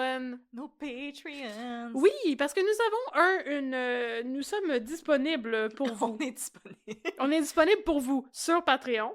Sur Patreon, on offre plein d'affaires. On offre des épisodes bonus. On a des vidéos de dégustation de plein de patentes à thématique de café. On offre aussi un accès à notre communauté Discord, qui est comme la plus belle affaire qui a jamais existé sur l'Internet depuis Skyrock. Ça, c'était vraiment le fun. Mais depuis... Skyrim. Non! Skyrim, c'est pas sur Internet. Skyrim, c'est sur ma Xbox. Je connais la technologie. Juste la tienne. Juste la mienne, c'est juste moi qui ai accès à ça. Non, mais c'est ça, sérieusement, venez nous encourager sur Patreon. On a bien du fun et on va remercier maintenant nos nouveaux Patreons. Merci, Sursaut. Et merci Marie-Michel Reynald. C'est vraiment beau comme nom de famille, Reynald. Oui. J'aime ça. C'est un prénom. Puis là, pour terminer, nous, on aime ça, faire un petit peu de cabotinage. Tu sais, on le fait tout le temps, un peu de cabotinage, mais surtout en fin d'épisode. Oui. Pour décrocher un peu. Oui, parce qu'on vous raconte des histoires terribles et on veut pas que vous partiez la mine basse. Exactement. Fait que, est-ce que tu veux que je te raconte quelque chose ou tu veux me raconter quelque chose? Tu veux-tu me raconter... Je peux te raconter Kraven the Hunter. Raconte-moi Kraven the Hunter. Je me sens comme un enfant qui demande son Ouais. bedtime story. Raconte-moi Kraven the Hunter, s'il Ben te là, plaît. je pense que c'est peut-être le plus populaire des films poches dont on va avoir parlé, Ouais. le plus connu. Kraven the Hunter. Alors, il y a pas longtemps, j'ai écouté 2 films qui étaient épouvantablement mauvais, qui étaient nommés Kraven the Hunter et Madame Web. Celui qui était le pire entre les deux était très clairement Madame Web, qui, en plus d'avoir absolument aucun bon sens et aucun intérêt, n'était pas divertissant du tout. Kraven the Hunter n'avait aucun bon sens et très peu d'intérêt, mais au moins, ça avait l'air d'avoir été écrit par ChatGPT et c'était hilarant à quel point c'était niaiseux. Et il y avait Aaron Taylor Johnson. Et il y avait Aaron Taylor Johnson qui est bien cute. Oui, mais c'est parce que c'est pas... Tu sais, c'est pas ça le problème avec Madame Web. Tout le monde est bien cute dans Madame Web, là. C'est pas ça. C'est juste comme le film était dol. Donc, j'ai compris des critiques. Kraven le chasseur. Oui. On commence quelque part en Sibérie dans un convoi de transport de prisonniers. Mon pays préféré. Ils arrêtent pour faire le plein chez Petro-Sibérie. Et pendant qu'ils font le plein chez Petro-Sibérie, là, après ça, ils sont comme « Ok, les prisonniers, vous pouvez aller vous dégourdir les jambes. » Puis là, ils vont marcher dans la neige un peu en Sibérie. C'est la nuit, tu sais. Après ça, ils les comptent. Puis là, ils sont comme 1, 2, 3, 4, 5. Ah, il nous en manque un, CEO. Puis là, ils arrivent. Ils sont comme « Hey, Bobinovitch. » Ou je sais pas quoi. I don't know names. Bon. Fait que toi, viens-t'en détenu numéro 1495, je sais pas quoi. Bon, viens-t'en avec nous. Puis là, il est comme « Oui. » Puis là, c'est Aaron Taylor Johnson. Fait que nous, on sait que c'est Kraven le chasseur. Ouais. Voilà. On sait. Et là, après ça, Kraven le chasseur fait des choses qu'on fait en prison en Sibérie, comme des chin-ups, puis des push-ups. J'avoue que quand j'étais en prison en Sibérie, se- c'est ça que je faisais. Se chicaner avec son cellmate. Puis là, son cellmate est comme le dernier gars qui était ici, il a fait 2 semaines. Puis là, l'autre est comme... c'est tout en russe, sous-titré, Ouais. of course. Commitment. Acting! Puis là, Kraven lui répond, tu vas voir, moi, il m'a tapé 3 jours. Puis là, t'es comme, ah, ok. Weird flex, Et là, ok. Au bout de 3 jours, Je suis Kraven... mariée avec madame, je me rappelle pas de son nom, elle est terrible. La femme de Aaron Taylor Johnson dans la Ouais. vie? Ah oui, avec Sam Taylor Johnson. Parce qu'ils ont le même nom de... Ah, c'est vrai. Ils ont mixé leur nom de famille. Tu fais une phase de cringe. Oui, c'est parce qu'elle est très cringe, cette femme. Ben, cette femme est très cringe et elle a genre 30 ans de plus que lui ou un enfant de même. c'est ça qui est très cringe. C'est vraiment cringe. C'est un peu particulier. Possiblement beaucoup... On appelle ça du grooming. Du grooming, ouais, je voulais pas le dire. Mais donc, ok, non, revenons à Kraven, ok? Kraven est en prison. Ça fait 3 jours qu'il est là, exactement. Et là, il a attiré l'attention de tous les mobsters sibériens de la prison sibérienne. Ouais. En faisant ses chin-ups, probablement dans la cour. Ouais, parce qu'ils sont comme... Puis là, ils sont comme, I want a piece of that. viens-t'en nous parler. Puis là, quand il est dans leur cellule, là, il leur parle, puis il est comme, en fait, je ne suis pas le prisonnier patentagos, je suis là pour toi! Puis là, il pointe comme un méchant mobster russe. Puis là, il fait comme, achik-chak, achik-chak, achik-chak, achik-chak. Puis là, il tue tout le monde dans la cellule, puis là, il sauve! Puis là, après ça, t'as comme un gros plan sur comme son cellmate qui est comme, ha ha ha, il avait dit qu'il t'offrait 3 jours, mais c'est parce qu'il a break out de la prison sibérienne. Ha ha ha ha ha. Lol, il m'a Fait que là, eu! Prank! Il court dans un champ. Tout ça, c'est avant. Ça, c'est pre-credits. Ouais. Là. Le film n'est pas commencé. Là, il court dans un champ, puis il va vers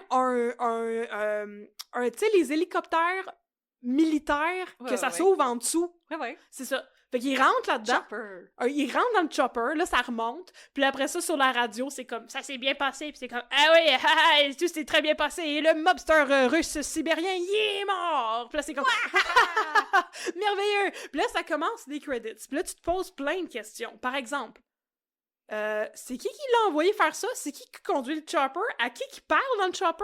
Et ce sont 3 questions auxquelles on n'aura jamais la réponse. Oh. Écoute. Fait que là, imagination. après ça, on a un flashback qui dure à peu près une demi-heure. Parce que, pourquoi pas, tu sais. Où on établit que Kraven, le Hunter, s'appelle en fait Sergei Kravenov. Moins sexy. Un peu moins. C'est le fils de Russell Crowe, qui fait son meilleur accent russe pour être un leader de la pègre russe. Sûr que c'est bon. Et là, dans le flashback, Sergei a comme peut-être 15 ans, il a un petit frère de comme 13 ans, ils sont dans une école privée, quelque part, une petite école prestigieuse, le petit doigt en l'air en Angleterre. Puis là, ils sont comme « Ah, les frères Kravinov, vous êtes appelés au bureau de la directrice. » Puis ils vont là, puis leur père, le mobster, est là, puis il est comme « Nous allons à la chasse pour chasser des gros prédateurs, venez-vous-en, les enfants. » Fait que là, ils partent. Harvey Weinstein! C'est le milieu d'une journée Ben là, I wish! Non, c'est le milieu d'une journée, puis ils partent comme en limousine, puis là, ils sont comme, où est-ce qu'on s'en va, papa? Puis comme, on s'en va chasser dans le Serengeti, ou je sais pas quoi. Ils s'en vont en Afrique pour chasser un man-eating lion. Je pense que c'est ça qu'ils écoutent en limousine. I'll bless the range down in Africa. I'll bless the range. Mais non, fait, ils s'en vont en Afrique pour chasser un lion. Puis là, ils sont comme, mais pourquoi chasser un lion, papa? Puis il est comme, parce que nous, on est des chasseurs, puis on aime ça. Puis là, sa maison est pleine Parce que les hommes font tout sauf aller en thérapie. Puis surtout avoir plein de trophées de chasse dans ton manoir en Angleterre. Puis là, ils s'en vont là-bas, puis ils s'en vont là parce que je sais pas c'est quoi exactement qu'il y avait de travers dans le Peter Russell Crowe, mais il est comme, c'est le temps, australien. c'est le temps, Sergei, que tu deviennes un homme, fait que tu vas venir avec moi dans le safari, puis aussi ton petit frère de 13 ans. Tu es des animaux. On va aller dans le safari, ben en fait c'est pas un safari, ils s'en vont faire du braconnage, ils s'en vont chasser. Ouais. Bon. Fait que là, ils s'en vont là-bas, puis là, finir mon cours de maths. tout à coup, on est en Afrique, là, il y a une petite fille. Ouais. Une petite fille africaine qui parle avec sa grand-mère africaine. Ouais. Puis là, sa grand-mère est comme, petite fille, avant que tes parents reviennent de leur voyage, j'ai besoin de t'expliquer quelque chose, car tu es une petite fille, mais tu viens d'une lignée de femmes très fortes. Comme moi, par exemple, je suis une sorcière. Et aujourd'hui, je te donne une potion qui est passée de génération en génération. C'est une potion qui peut ramener à la vie. Mais à quel prix? Oh! Puis là, on se demande si c'est du foreshadowing. Mais ça arrive littéralement 2 minutes avant que la potion devienne pertinente. Fait que je pense pas que ça compte. Je pense qu'il faut que tu fores beaucoup plus longtemps que ça pour que ça compte. Non, ça, c'est juste du exposition. C'est juste du exposition. Mais tous les dialogues sont juste du exposition sans arrêt. Tu sais, c'est Russell Crowe, il ramasse ses fils, puis là, c'est comme « Ah, mon fils de Sergei et aussi mon autre fils qui s'appelle, je sais pas, genre Dimitri, parce que c'est des Russes, tu sais. Depuis que votre mère est morte, je vous ai placé dans cette école de riches, à côté de laquelle nous avons notre manoir de pègre de la Russie. » Puis je suis comme « Ok, non, tout est du exposition. Ils font juste nous expliquer ce qu'il faut qu'on sache. » Fait que là, la scène après la petite fille avec sa potion magique, je sais pas pourquoi, Sergei se ramasse tout seul dans un bout de l'Afrique avec son frère. Puis là, tout à coup, ça, c'est un bruit de lion. Wow. C'est bon, hein? Oui. Wow. Fait que le lion, il arrive à côté de lui. C'est le man-eating lion! C'est lui qui venait chercher. Là, il saute dessus. Il le mord. Puis là, son frère est comme « Non, Sergei! » Puis là, son père arrive. Puis il est comme « Ah! » Puis là, il essaie de tirer le lion. Mais là, le lion, il se sauve avec Sergei. Il l'amène dans le bush. Non, mais il l'amène plus loin dans sa bande. Comme un des siens. Non, parce qu'il finit par mourir, le lion. Mais là, le Sergei, il est comme dans un buisson. Puis la petite fille, elle arrive, puis elle est comme « Oh non, un jeune garçon blanc. Je vais lui donner ma potion qui ramène à la vie. » Fait que là, elle y mort? Non, mais il est en train de mourir. Fait qu'elle lui donne sa potion qui ramène à la vie. Puis là, il se fait trouver par son père. Là, il se fait évac. Là, il est dans un hôpital en Afrique. Là, ils sont comme « Ah, tu es chanceux, Sergei, qu'on t'a retrouvé, car tu n'es pas mort, même si tu t'es fait attaquer par le man-eating lion. Tu es chanceux, car tu n'es pas mort. Maintenant, tu vas rester un peu dans cet hôpital où nous allons te soigner. » Puis c'est comme « Merci, Dr. Exposition, de m'avoir expliqué tout ça. » Et là, après ça, c'est pas du tout établi, aucunement, c'est quoi les pouvoirs qu'il développe. Quand est-ce que ça se développe? Aucunement établi. Tout ce qu'on sait, c'est qu'à un moment donné, il parle avec son père. Puis il est comme « Papa, je suis tanné que tu es un mobster. Je n'aime pas que tu es dans la pègre parce que tu es un monsieur de la pègre russe. Cesse! Moi, je ne serai jamais comme toi. OK? Moi, je vais faire des bonnes choses dans la vie. » Puis là, son père est comme « Si tu n'aimes pas ça, quitte cette maison. » Alors, Sergei, quitte la maison. Et Sergei se ciao-bye de la maison jusqu'en Sibérie. Il est en Angleterre. Il s'en va jusqu'en... Puis c'est des Américains. Ça n'a pas rapport. Après ça, lui, y a-tu un accent british? Je m'en rappelle même pas. Il doit avoir un accent british. Mais je suis comme même pas convaincue qu'il y avait un accent british. Mais c'est vraiment pas clair leur nationalité parce que c'est des Russes, mais son frère habite à Londres après. Puis bon. Fait que là, il se chose jusqu'en Sibérie où est-ce que leur mère est morte. C'est parce que leur mère était morte, fait que leur père les avait mis dans une école, puis on s'en rappelle. C'est dans la scène d'exposition avant. Ouais. Puis on apprend que sa mère, elle vivait dans une espèce de dôme géodésique, là, comme il y avait dans le Fire Festival, dans le milieu de la forêt en Sibérie. Puis là, il va là. C'est pour ça qu'elle est morte! Puis là, il va là. Puis là, tout à coup, on skip 15 ans. Fait que là, on est rendu dans le temps présent. Là, Craven est revenu de sa mission où est-ce qu'il tuait quelqu'un dans le bois. Puis là, tu vois qu'il a tout rénové son dôme géodésique. Puis ça a comme l'air du lair de Batman. Puis là, il nous apprend en exposition que lui, il chasse des méchants. C'est Kraven, le chasseur de méchants. C'est qui les Caliste. méchants? C'est quoi ses pouvoirs? Pourquoi il... Qu'est-ce qui se passe? On le sait pas. Mais là, après ça, une autre scène qui coupe. La petite fille avec sa potion est devenue une avocate à Londres. Et elle Witch. parle pendant Une avocate sorcière. une avocate sorcière à Londres. Et là, elle est en train de faire un eulogy parce que son amie est morte. Oh Et elle non. est comme, mon amie est morte. Et elle était une avocate. Et elle s'est fait tuer. Tout le monde le sait. À cause du Russian mobster que Kraven a tué au début. Mais le système de la justice ne fonctionne pas comme il faut. Et je le sais, car je suis une éminente avocate. Et aussi, je regrette d'avoir utilisé ma potion qui ramène à la vie un petit gobelin random quand j'aurais pu ramener ma meilleure amie. Ben, lol, j'avais même pas pensé à ça, tabarnak.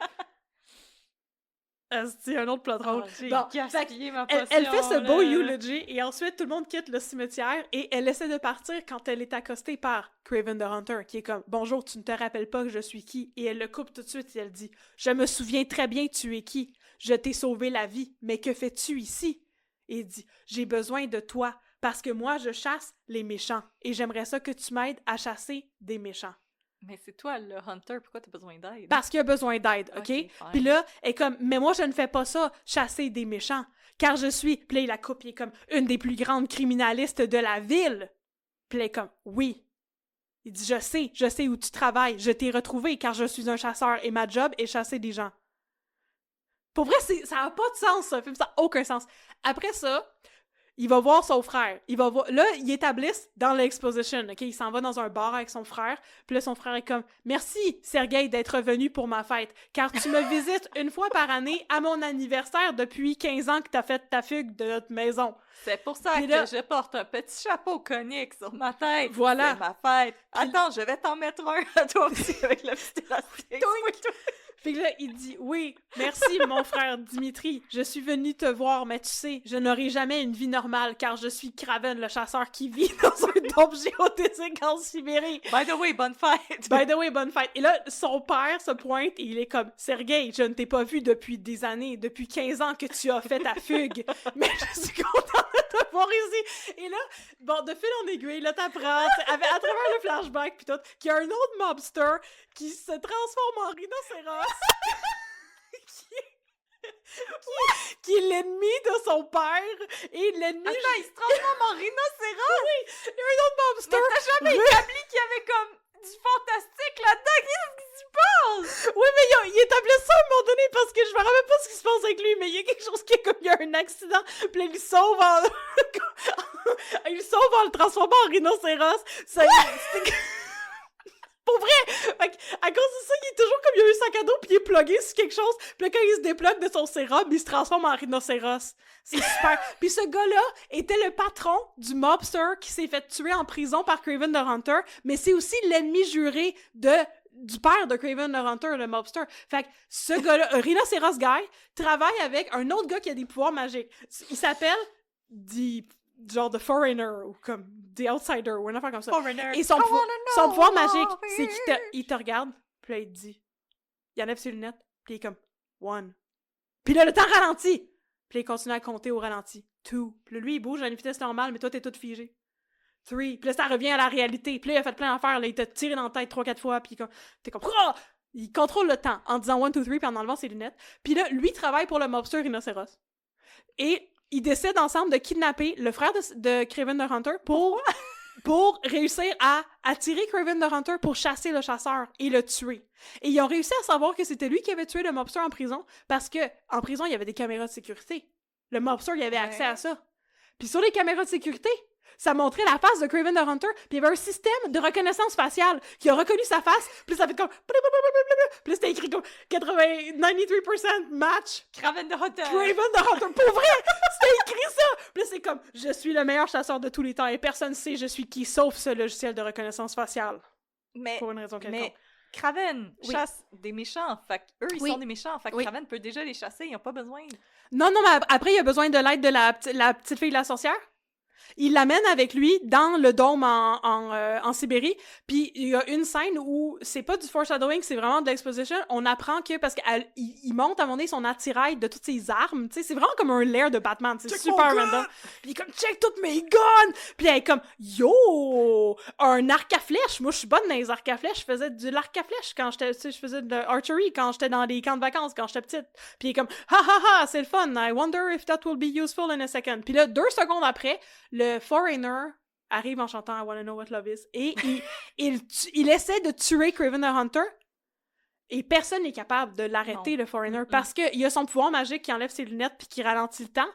Puis il chante Jukebox Hero. Puis il chante Jukebox Hero, mais pendant ce temps-là, quand il enlève ses lunettes puis que là, il peut, tu sais, prendre le temps de assess the situation puis voir s'il y a des threats ou whatever, il ne remarque pas la fille qui le vise avec une flèche puis son arc à flèche et qui lui tire une flèche dans la tête ou je sais pas quoi. Fait qu'elle le tue pour sauver Kraven the Hunter. Et ensuite, il retrouve le petit frère de Kraven the Hunter et il tue le méchant rhinocéros. Et après, tout est bien qui finit bien. Sauf que, là, on passe à 1 an plus tard. On apprend que Russell Crowe est mort dans des circonstances mystérieuses. Il est mort attaqué par un grizzly en Sibérie.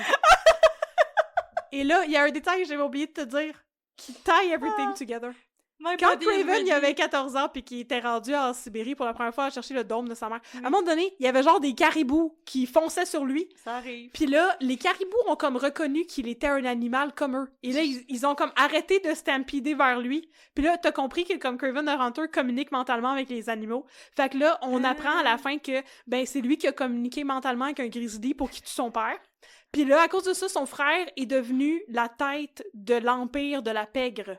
Parce qu'apparemment, c'est héréditaire.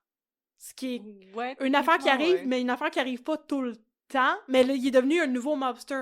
Puis là, Kraven est comme, je ne pense plus que je peux être ton frère, car maintenant tu es méchant. Et c'est le contraire de tout ce que je stand for. Puis là, son frère est comme, mais pourquoi es-tu tellement hypocrite? Dans le fond, tu aimais notre père, et on sait pas. Et là, c'est comme, va donc dans notre vieux manoir de l'Angleterre voir ce que notre père nous a légué. Fait que là, il va dans le vieux manoir de l'Angleterre. Ça, c'est la fin du film. Pay attention, this is the end of the movie. Oui, j'écoute. Puis là, il arrive, là. Puis là, il ouvre des cales. Puis là, il voit que son père avait fait tuer le Man-Eating Lion qui a failli le tuer, tu sais. Ouais. Puis il avait mis sa tête sur le mur. C'était un trophée de chasse, là, pendant comme tout le film, là. Ouais. Puis là, il a utilisé la peau pour faire un gilet à Kraven the Hunter. Fait que là, pour aucune raison, à part tie-in avec le look du personnage dans les BD de Marvel, il enlève son chandail, puis il met son gilet en poil de lion, puis il s'évache dans un trône pour montrer ses abdos. Puis le film finit de même. Puis ça, c'est le look du personnage, parce que le personnage est un très minor villain de l'univers de Spider-Man. Fait qu'à la fin, il fallait un tout petit peu tie-in ça à Spider-Man. Puis là, le film est fini. Tada! J'ai genre 1000 questions. Il y a tellement rien qui fait du sens. C'est quoi le rapport qu'elle soit une sorcière? Ben, je sais pas, parce qu'on la revoit plus jamais, la madame. Puis le monsieur Rhinocéros, c'était vraiment le fun. Et le monsieur Rhinocéros avait une fille qui était une hacker qui travaillait pour lui, puis c'est elle qui a le logiciel de reconnaissance faciale qui reconnaît Kraven the Hunter. Kraven the Hunter. Kraven the, même s'il vit off the grid dans son dôme géodésique. Je comprenais pas comment. Moi, je me suis demandé quand on l'a vu, quand il était comme adulte, tu sais, le dôme, quand on l'a vu genre 15 ans plus tard, comment il a fait pour amener dans le bois des matériaux. Il est dans la toundra. C'est où est-ce que t'es allé acheter le nécessaire? Amazon. Pourquoi il y a de l'électricité dans son dôme? Amazon. Des plaques solaires qu'il a achetées sur Amazon. Fait que, ouais, non, ça fait pas beaucoup de bon sens, mais honnêtement, c'est tellement mal écrit que ça en valait vraiment la peine. Parce que pour vrai, si tu comprends pas ce qui se passe dans tous les dialogues, ils vont te résumer tout. C'est un peu comme dans District 31. Ouais. Quand, comme 80 fois par épisode, il te rappelait comme « Ah oui, c'est le petit Bobby Chouinard qui a été kidnappé par l'autre méchant dans le parc. Oui, c'est lui, c'est petit Bobby Chouinard. Oui. Le fils de Maman Chouinard. » C'est comme... Non, mais il faisait ça à tous les dialogues dans District 31. Ben, il faisait ça dans le film. Pendant 2 heures de temps. Oh, mais c'est un film! Pour vrai, c'était épouvantable. J'ai rarement vu un film mal écrit de même. Hey, c'est fun de travailler pour Marvel. Tu pourrais t'asseoir sur un clavier puis tu sais que tu vas faire de l'argent. Ben, en fait, ça, c'est Sony, parce que c'est l'affaire qui a comme acheté les droits de Spider-Man, mais comme juste Spider-Man. Puis là, ça fonctionne pas bien. Oh. Puis là, ils ont comme tiré la plug des... Hashtag ça. Après Madame Web, apparemment, ils ont tiré la plug des futurs films de l'univers de Spider-Man. Parce que c'était comme trop terrible. Fait que, ouais. Ça valait la peine, hein. Ça, regarde, là, on est rendu à genre 2 heures de temps juste à ce que je te raconte Kraven the Hunter. On a trouvé la limite des fans de Marvel. C'était ça. C'était ça. Bon, ben, merci, Hunter. Kraven. Kraven de...